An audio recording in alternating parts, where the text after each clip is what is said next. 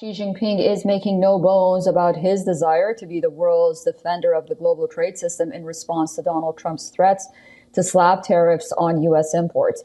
Xi warned that escalation of the trade war would be tough for both China and the United States. Take a look at this next report to understand the impact of the expected tit-for-tat trade once Trump takes office in January.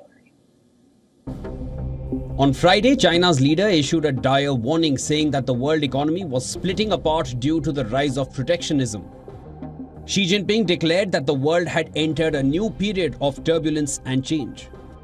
He said, and I quote, "Dividing an interdependent world is going back in history. We should tear down the walls impeding the flow of trade, investment, technology, and services, uphold stable and smooth industrial and supply chains, and promote economic circulation in the region and the world."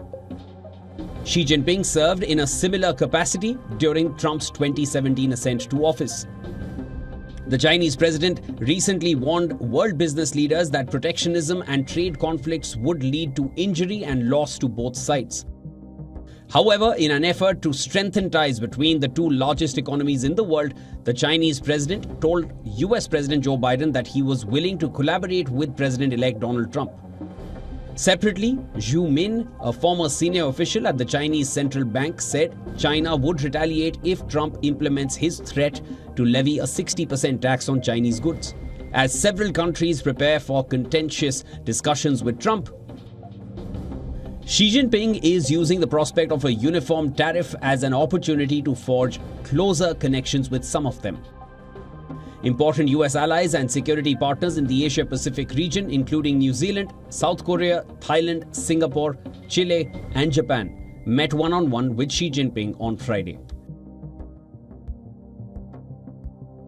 New Zealand Prime Minister Christopher Luxon said, "We're very invested in making sure we have a rules-based system, not a power-based system."